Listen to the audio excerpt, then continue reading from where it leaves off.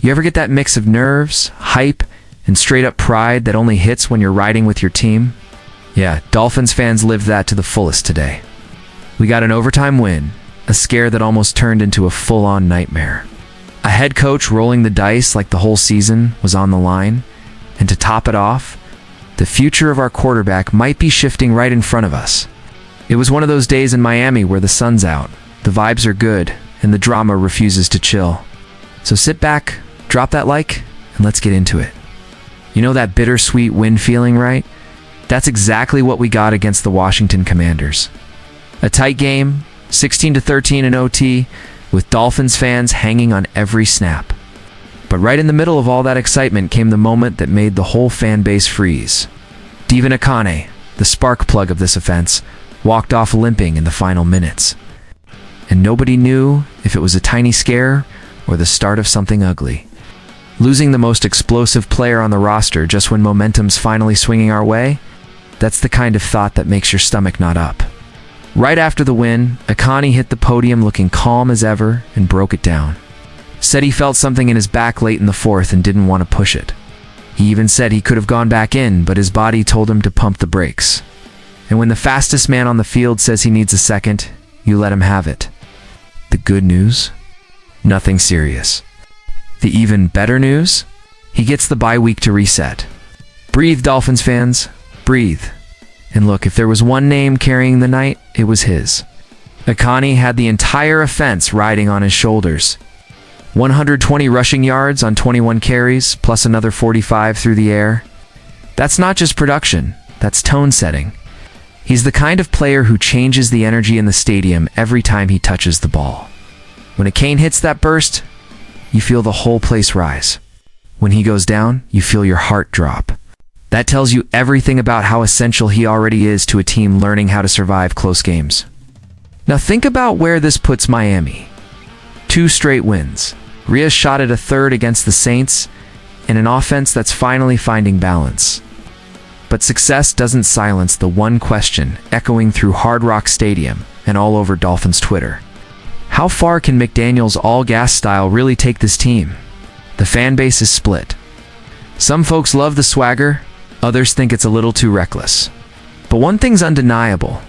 When Achane's good to go, everything feels smoother, faster, and way more dangerous.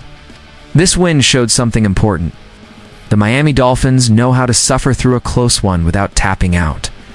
And seeing Achane still standing after the scare is a huge sign of hope. The team's growing at the right time, and with a week off next, the expectation is that he'll be even better once he returns. Now hold that thought, because if you think this part of the story was wild, wait until you hear what Mike McDaniel pulled at the end of this game.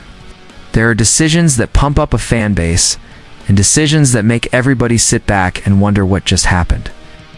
McDaniel delivered the second kind. Game tied, clock tight, ball in our hands, whole stadium locked in. And just when it looked like a simple field goal would put Miami ahead 16-13, McDaniel said, forget the safe play. He went for it on 4th down. And when it backfired, the crowd didn't exactly erupt in joy. Ali Gordon tried to carry the moment, but Washington swallowed the play alive. Turnover on downs, one giant gasp from Dolphins fans, and the same question running through every mind. Why? Why not take the near-guaranteed points in a game hanging by a thread? It was the kind of moment where you expect playoff calm, not a dare to destiny. Maybe McDaniel trusted his instincts a little too much, or maybe he wanted to make a statement. Something like my team doesn't settle. It's a cool line, but a risky way to live. And then, in the kind of twist only football gives you, the defense bailed him out. Washington drove, threatened, and smashed straight into Miami's wall. That stop sent the game to overtime. The Dolphins sealed it with a touchdown, and yeah, the celebration was real. But a lot of folks in the stands were still shaking their heads, thinking that one was a little too close for comfort. Moments like that build a coach's legacy. Or crack it. Social media blew up right after.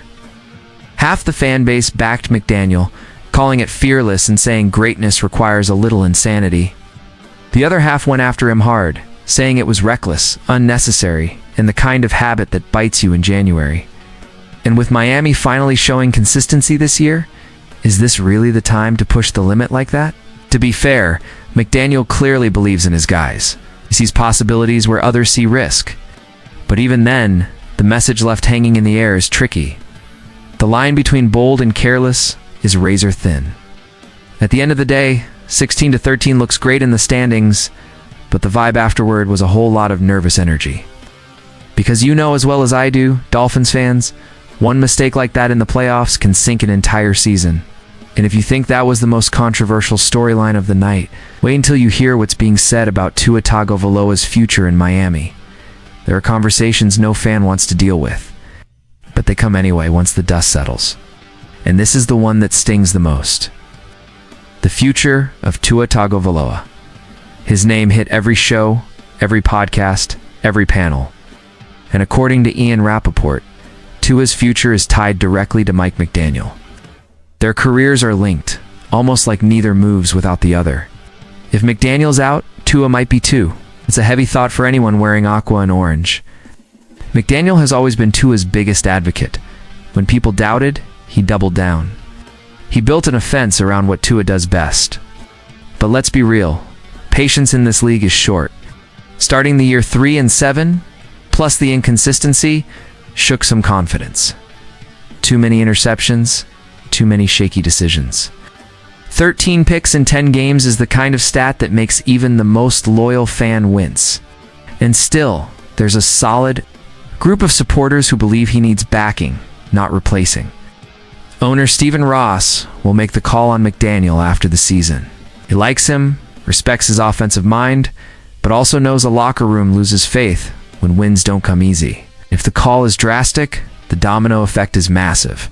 Because convincing a new coach to ride with a 27-year-old quarterback who has highs and lows and carries a $212 million deal would be a tall order. The math isn't friendly, the risk is huge. Cutting Tua would be even worse. It would trigger a league record 99. $2 million in dead money. A financial hit that could choke a franchise for years. So, it's a brutal choice. Stick with him and hope he bounces back. Or rip off the bandage and start over with a massive hole in the budget. What would you do? And the truth is, Tua is still loved by a lot of this fan base. He's likable, he works, and when he's hot, he's electric. His chemistry with Tyreek Hill is unreal. But football is a results league, and patience has an expiration date. McDaniel knows he's coaching for more than just the playoffs. He's coaching for his quarterback's future. It's almost poetic. Two careers tied together, both chasing redemption. What happens next could shape the next decade of Dolphins football. And if there's one thing we've learned, it's that Miami never takes the boring route. One week's glory can flip on its head the next. But maybe, just maybe, this chaos is exactly where the spark of a new era starts. If the Dolphins are known for anything, it's resilience. Through injuries, bold decisions, and uncertainty about the future, this team keeps fighting with heart. Achane showed he's made of steel. McDaniel reminded us that courage and stubbornness sometimes look a lot alike.